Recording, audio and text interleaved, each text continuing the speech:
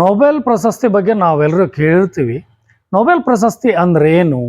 Nobel ಪ್ರಶಸ್ತಿಯನ್ನ ಯಾರಿಗೆ ಕೊಡ್ತಾರೆ? ಆಮೇಲೆ ನೊಬೆಲ್ ಪ್ರಶಸ್ತಿ ಪಡಿಬೇಕಾದ್ರೆ ಅರ್ಹತೆಗಳೇನು ಅನ್ನೋದನ್ನ ನೋಡೋಣ. ನೊಬೆಲ್ ಪ್ರಶಸ್ತಿ ಪ್ರಪಂಚದಲ್ಲಿ ಅತ್ಯುನ್ನತ ಹಾಗೂ ಪ್ರತಿಷ್ಠಿತ ಪ್ರಶಸ್ತಿಗಳಲ್ಲಿ ಒಂದು. ವಿವಿಧ ಕ್ಷೇತ್ರಗಳಲ್ಲಿ ಗಣನೀಯವಾಗಿ ಸಾಧನೆ ಮಾಡಿರ್ತಕ್ಕಂಥ ಸಾಧಕರಿಗೆ ಈ ನೊಬೆಲ್ ಪ್ರಶಸ್ತಿಯನ್ನ ಕೊಟ್ಟು ಗೌರವಿಸಲಾಗ್ತಿದೆ. ಯಾವ ಒಂದು ಉದ್ದೇಶಕ್ಕಾಗಿ ಈ ಪ್ರಶಸ್ತಿಯನ್ನ ಕೊಡ್ತಾರಪ್ಪ ಅಂತಂದ್ರ ಸ್ವೀಡನ್ ದೇಶದ ಖ್ಯಾತ ವಿಜ್ಞಾನಿ ಹಾಗೂ ಸಂಶೋಧಕರಾಗಿದ್ದ ಆಲ್ಫ್ರೆಡ್ ನೊಬೆಲ್ ಇವರ ಸ್ಮರಣಾರ್ಥ ಪ್ರತಿ ವರ್ಷ ಈ ಪ್ರಶಸ್ತಿಯನ್ನ ಪ್ರದಾನ ಮಾಡಲಾಗ್ತಾ ಇದೆ. ಈ ಪ್ರಶಸ್ತಿಯನ್ನ ಅಕ್ಟೋಬರ್ ತಿಂಗಳಲ್ಲಿ ಘೋಷಣೆ ಮಾಡಲಾಗುತ್ತೆ.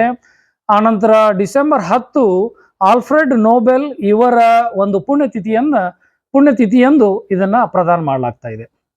ಹಾಗಾದ್ರೆ ಈ ಪ್ರಶಸ್ತಿಯನ್ನ ಯಾವ ಕ್ಷೇತ್ರಗಳಿಗೆ ಸೀಮಿತಗೊಳಿಸಿದ್ದಾರೆ ಅಂತಂದ್ರೆ ಭೌತಶಾಸ್ತ್ರ, ರಸಾಯನಶಾಸ್ತ್ರ, ಶರೀರಶಾಸ್ತ್ರ ಅಥವಾ ವೈದ್ಯಕೀಯ ಶಾಸ್ತ್ರ, ಅರ್ಥಶಾಸ್ತ್ರ ಹಾಗೂ ಶಾಂತಿ ಹಾಗೂ ಸಾಹಿತ್ಯ ಕ್ಷೇತ್ರಗಳಲ್ಲಿ ಗಣನೀಯವಾಗಿ ಸಾಧನೆ ಮಾಡಿರ್ತಕ್ಕಂಥ ಸಾಧಕರಿಗೆ ಒಂದು ಪ್ರಶಸ್ತಿಯನ್ನ ನೀಡಲಾಗ್ತದೆ.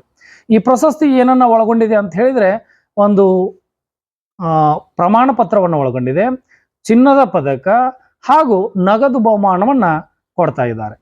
ಹಾಗಿದ್ರೆ ನಮ್ಮ ಭಾರತ ದೇಶದ ಇದುವರೆಗೂ ಯಾರೆಲ್ಲ ಈ ಪ್ರಶಸ್ತಿಯನ್ನ ಗಳಿಸಿದ್ದಾರೆ ಅಂತ ಹೇಳಿ ನೋಡೋಣ. ಮೊಟ್ಟ ಮೊದಲನೇದಾಗಿ 1913ರಲ್ಲಿ ರವೀಂದ್ರನಾಥ್ ಟ್ಯಾಗೋರ್ ಅವರು ಸಾಹಿತ್ಯ ಕ್ಷೇತ್ರದಿಂದ ಅವರು ಬರೆದಂತ ಗೀತಾಂಜಲಿ ಎಂಬ ಕವನ ಸಂಕಲನದ ಒಂದು ಸಂಶೋಧನಕ್ಕಾಗಿ ಈ ಒಂದು ಪ್ರಶಸ್ತಿಯನ್ನ ಕೊಟ್ಟಿದ್ದಾರೆ. ಅದೇ ರೀತಿಯಾಗಿ 1930ರಲ್ಲಿ ಸರ್ ಸಿ ವಿ ರಾಮನ್ ಭೌತಶಾಸ್ತ್ರ ಕ್ಷೇತ್ರದಿಂದ ಇವರು ರಚಿಸಿದ್ದ ರಾಮನ್ ಇಫೆಕ್ಟ್ ಎಂಬ ಸಂಶೋಧನೆ ಆಧಾರದ ಮೇಲೆ ಈ ಒಂದು ಪ್ರಶಸ್ತಿಯನ್ನ ನೀಡಲಾಗಿದೆ.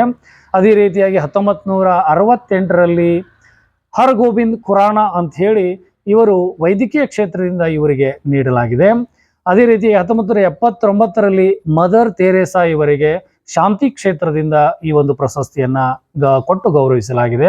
ಅದೇ ರೀತಿಯಾಗಿ 1983ರಲ್ಲಿ ಮತ್ತೆ ಭೌತಶಾಸ್ತ್ರ ಕ್ಷೇತ್ರದಿಂದ ಸುಬ್ರಹ್ಮಣ್ಯ ಚಂದ್ರಶೇಖರ್ ಇವರಿಗೆ ಚಂದ್ರಶೇಖರ್ ಮಿತಿ ಎಂಬ ಸಂಶೋಧನೆಯ ಮೇಲೆ ಇವರಿಗೆ ಈ ಒಂದು ಪ್ರಶಸ್ತಿಯನ್ನ ಕೊಟ್ಟಿದ್ದಾರೆ. ಅದೇ ರೀತಿ 2009ರಲ್ಲಿ ರಸಾಯನ ಕ್ಷೇತ್ರದಲ್ಲಿ ಗಣನೀಯವಾಗಿ ಸಾಧನೆ ಮಾಡಿರ್ತಕ್ಕಂಥ ವೆಂಕಟರಮಣ ರಾಮಕೃಷ್ಣ ಇವರಿಗೆ ಈ ಒಂದು ಪ್ರಶಸ್ತಿಯನ್ನ ಲಭಿಸಿದೆ. 2014ರಲ್ಲಿ ಕೈಲಾಸ ಸತ್ಯಾರ್ಥಿ ಇವರಿಗೆ ಶಾಂತಿ ಕ್ಷೇತ್ರದಿಂದ ಈ ಒಂದು ಪ್ರಶಸ್ತಿಯನ್ನ ನೀಡಲಾಗಿದೆ. ಅದೇ ರೀತಿಯಾಗಿ 1992ರಲ್ಲಿ ಅಮರ್ತ್ಯ ಸೇನ್ ಎಂಬುವರಿಗೆ ಆರ್ಥಿಕ ಕ್ಷೇತ್ರದಲ್ಲಿ ಗಣನೀಯವಾಗಿ ಸಾಧನೆ ಮಾಡಿದ್ದಕ್ಕಾಗಿ ಕೊಟ್ಟಿದ್ದಾರೆ. 2019ರಲ್ಲಿ ಅಭಿಜಿತ್ ಬ್ಯಾನರ್ಜಿ ಇವರಿಗೆ ಆರ್ಥಿಕ ಕ್ಷೇತ್ರದಿಂದ ಈ ಒಂದು ಪ್ರಶಸ್ತಿಯನ್ನ ಕೊಟ್ಟು ಗೌರವಿಸಲಾಗಿದೆ. ಇದುವರೆಗೂ 9 ಜನರಿಗೆ ಈ ಒಂದು ನಮ್ಮ ಭಾರತ ದೇಶದ ವಿವಿಧ ಸಾಧಕರು ಈ ಪ್ರಶಸ್ತಿಯನ್ನ ಗಳಿಸಿದ್ದಾರೆ. ಈ ಒಂದು ವಿಡಿಯೋ ತಮಗೆ ಇಷ್ಟವಾದಲ್ಲಿ ದಯವಿಟ್ಟು ಸಬ್ಸ್ಕ್ರೈಬ್ ಮಾಡಿ, ಶೇರ್ ಮಾಡಿ, ಅದೇ ರೀತಿ ಕಮೆಂಟ್ಗಳ ಮೂಲಕ ನನಗೆ ಮತ್ತಷ್ಟು ವಿಡಿಯೋಗಳನ್ನು ಶೇರ್ ಮಾಡೋದು